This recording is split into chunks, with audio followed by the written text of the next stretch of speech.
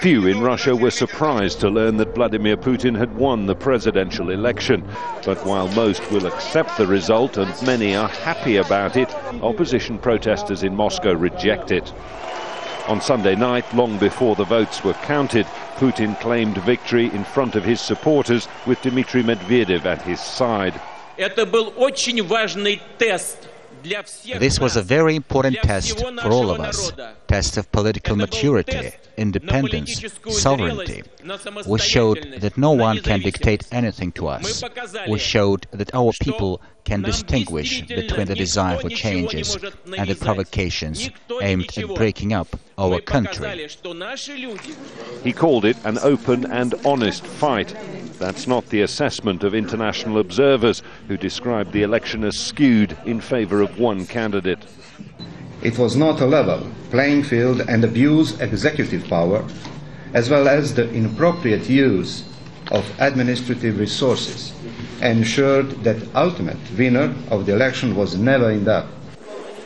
Opposition activists, meanwhile, say that widespread reports of fraud make the election illegitimate. There is no need to be shocked or lose one's head over this. We need to look at this in a cold-blooded manner.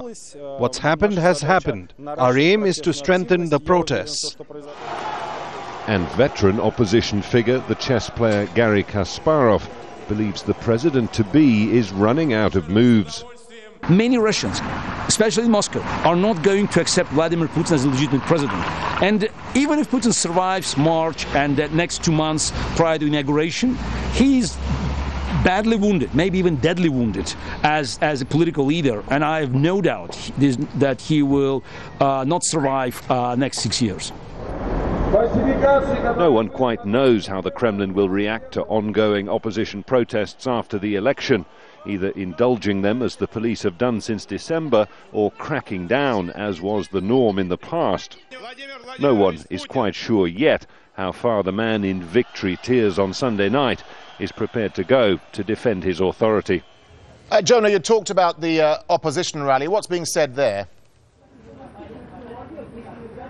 Darren, a number of speakers addressing that rally. I want to give you a little flavour of the sort of things that have been said, the tone that's been among the speeches, and also the calibre of the kind of people that are counted among the very many leaders of this quite disparate opposition movement. Former Deputy Prime Minister Boris Nemtsov said, "Can you call this an election?